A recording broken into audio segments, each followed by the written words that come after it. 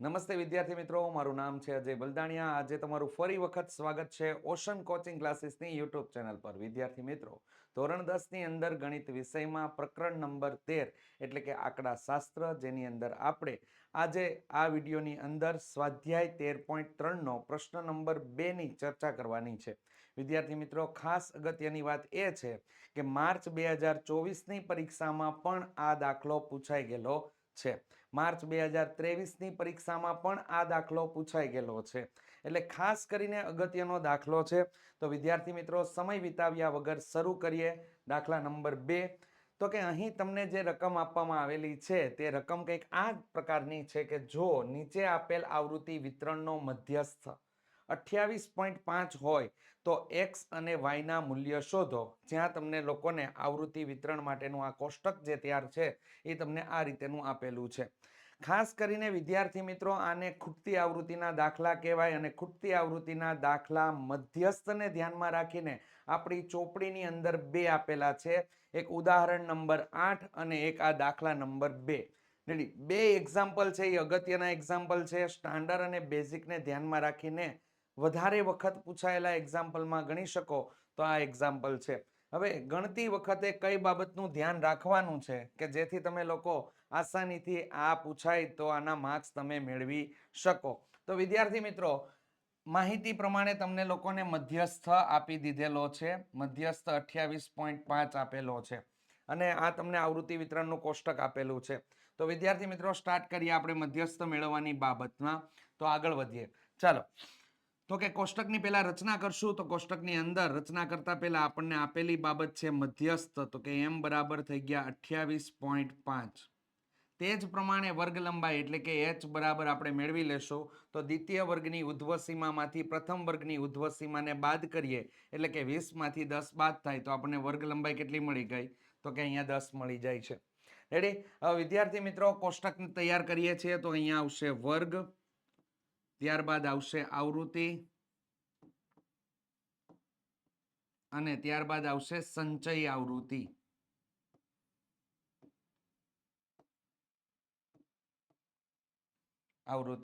Ready? હવે જેની અંદર આપણે વર્ગ લખી દઈએ તો કે 0 થી 10, 10 થી 20, 20 થી 30, 30 થી 40, 40 થી 50, 50 થી 60 આટલા આપેલા છે. ચાલો આગળ આવૃત્તિ આપણને આપેલી છે. તો વિદ્યાર્થી મિત્રો, અહીંયા 5, પછી x, 20, 15, y અને 5. ચાલો, દાખલાની ખાસ ચીવટપૂર્વક ધ્યાન આપજો અને વિડીયોના અંત સુધી બના રહેજો, કારણ કે દાખલો ખાસ કરીને અગત્યનો છે. ચાલો, તો વિદ્યાર્થી મિત્રો, પહેલા સૌ પ્રથમ આપણે લોકો કુલ આવૃત્તિનો ટોટલ આપણે લઈ લઈએ. તો કુલ આવૃત્તિ એટલે કે સિગ્મા fi બરાબર, અને અહીંયા આપણે લોકો સિગ્મા fi ની કિંમત પણ લખી નાખશું, જે આપણને દાખલામાં એન્ડમાં આપેલી છે. કેટલી આપેલી છે? કુલ આવૃત્તિ 60. તો અહીંયા વિદ્યાર્થી મિત્રો 60 આવી ગયા.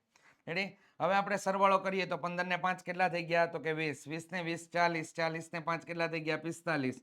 તો 45 પ્લસ x પ્લસ y થઈ જશે અહીંયા. રેડી? હવે આપણે સંચય આવૃત્તિ મેળવવાની છે. સંચય આવૃત્તિ એટલે આપણા માટે થઈ જશે CF. ચાલો કામ સ્ટાર્ટ કરીએ. તો સૌ પ્રથમ જે આવૃત્તિમાં પહેલું અવલોકન આપેલું છે એમનું એમ લખી દેવાનું. તો કે 5 ના 5, 5 અને x નો સરવાળો કરો એટલે અહીંયા કેટલા થઈ ગયા? 5 પ્લસ x. હવે 5 પ્લસ x અને 20 નો સરવાળો એટલે કેટલા થઈ ગયા? 25 પ્લસ x. 25 પ્લસ x અને 15 નો સરવાળો કરીએ તો વિદ્યાર્થી મિત્રો 40 પ્લસ x. 40 પ્લસ x નો સરવાળો y સાથે થશે તો 40 પ્લસ x પ્લસ y થઈ ગયું. અને અહીંયા 5 સાથે આપણે 40 પ્લસ x પ્લસ y નો સરવાળો 5 સાથે કરીએ તો વિદ્યાર્થી મિત્રો 45 પ્લસ x પ્લસ y મળી જાય. અગાઉના ભાગના વિડીયો તમે ન જોયા હોય તો ચોક્કસથી જોઈ લેજો, ત્યાં પણ તમને માહિતી આપેલી હતી. તે જ માહિતી હું અહીંયા રિપીટ મારી દઉં છું કે અહીંયા CF નું એટલે કે સંચય આવૃત્તિ જે છે એનું અંતિમ અવલોકન અને અહીંયા કુલ આવૃત્તિનો સરવાળો જો સમાન આવે તો જ કોષ્ટક આપણું સાચું, બાકીના કેસમાં કોષ્ટક આપણું ખોટું છે. હવે વિદ્યાર્થી મિત્રો, સંચય આવૃત્તિ મેળવી લીધી. હવે શું કામ કરવાનું? તો કે હવે ખાસ અગત્યનું કામ, અહીંયા કુલ આવૃત્તિ તમને લોકોને આપેલી છે. કેટલી છે? 60. એ કિંમત તમે અહીંયા લખી નાખો. 60 બરાબર અહીંયા કેટલા થઈ ગયા? 45 plus x plus y.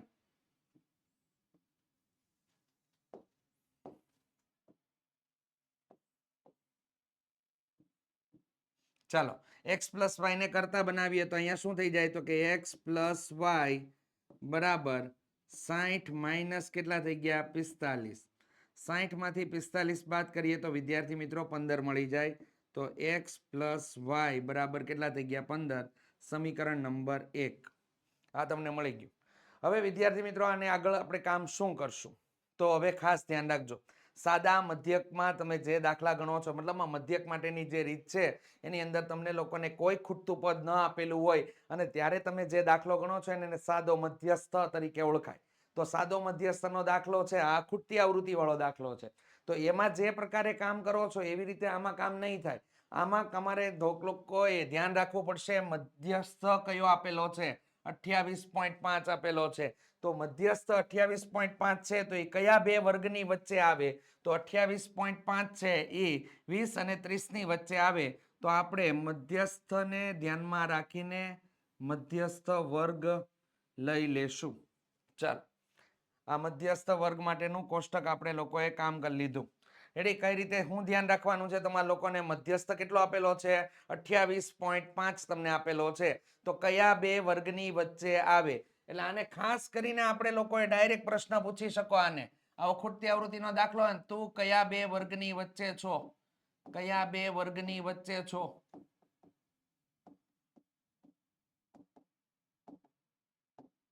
Question કર્યો આપણે એટલે એ જ કે છે કે 28.5 છે તો કયા બે વર્ગની વચ્ચે આવે? 20 અને 30 ની વચ્ચે આવે. એ કોષ્ટક આખું પસંદ કરી લેવાનું. આખું કોષ્ટક આપણે પસંદ કરી લીધું તો શરૂઆતમાં મેળવ્યું એને શું કહેવાય? તો કે મધ્યસ્થ વર્ગ કહેવાય.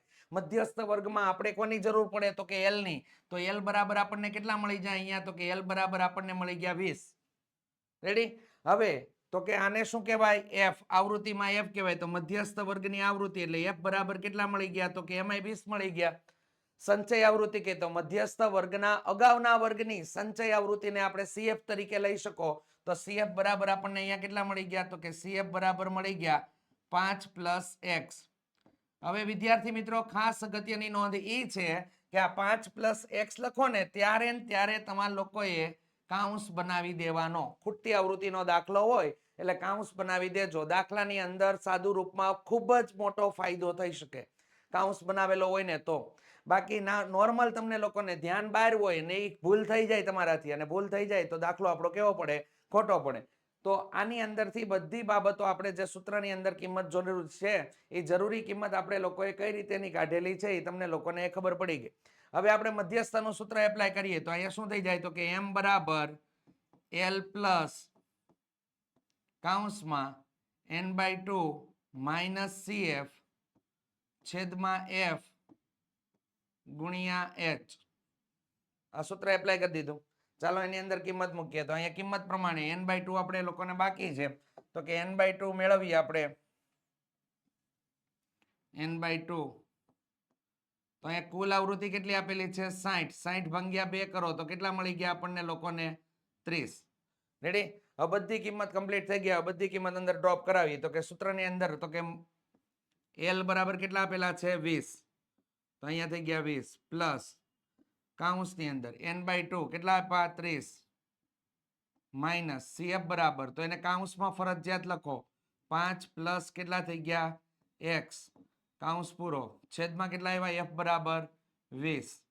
એને ગુણ્યા H બરાબર કેટલા છે? તો H આપણે અહીંયા મળ્યો છે 10. તો અહીંયા 10 થઈ ગયો. અને M બરાબર કેટલા આપેલા છે? 28.5. હવે જ્યારે પણ વિદ્યાર્થી મિત્રો ખૂટતી આવૃત્તિના દાખલા આપણે લોકો ગણતા હોય ત્યારે કઈ બાબતનું ધ્યાન રાખવાનું છે? તો કે ખૂટતી આવૃત્તિના દાખલા ગણતા હોય એટલે કે અહીંયા L ની કિંમત જે છે એ 28.5 એટલે કે એમ માંથી બાદ થશે. તો અહીંયા ધ્યાન આપો કઈ રીતેનું કામ થશે ત્યાં, તો કે 28.5 માંથી 28.5 માઇનસ કેટલા થઈ ગયા 20 બરાબર. ચાલો હવે આ ભાગ છે 20 છે એ આ સાઈડ બી આવ્યા છે બાદ થવા માટે. હવે અહીંયા 30 માઇનસ આ માઇનસ નિશાની અંદર દાખલ થશે તો અહીંયા કાઉન્સની અંદર કેવું પદ બની જશે, તો પેલા અહીંયા 0 0 ઉડાડ નાખો એટલે 10 નું ટેન્શન વયું ગયું. રેડી.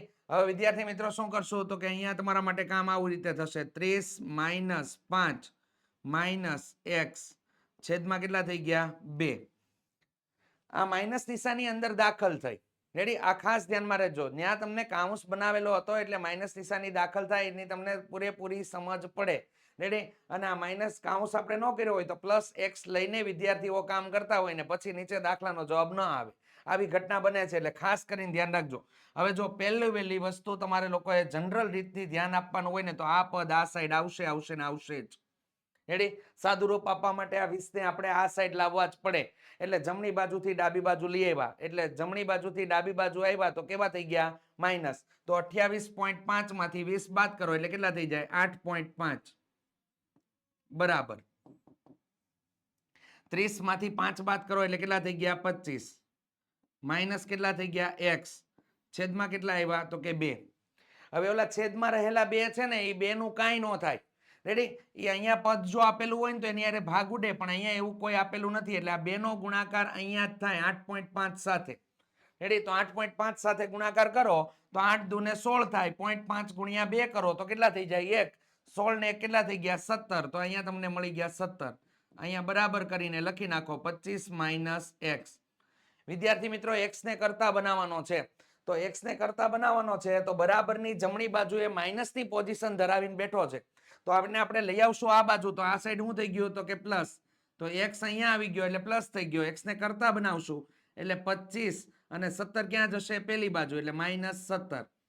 તો 25 માંથી 17 ને બાદ કરો એટલે કેટલા થઈ જાય 8. તો x બરાબર આપણને કેટલા મળી ગયા 8 મળી ગયા. મધ્યસ્થના આ દાખલાની અંદર એક ખૂટતી આવૃત્તિ વાળી જે છે એ મળી ગયું. હવે આપણે y ને મેળવવાનું છે તો y ને મેળવવા માટેનું કામ આપણે પહેલા જ કરી નાખ્યું. ક્યાં તો કે અહીંયા સમીકરણ 1 મેળવેલું છે તો કે x ની કિંમત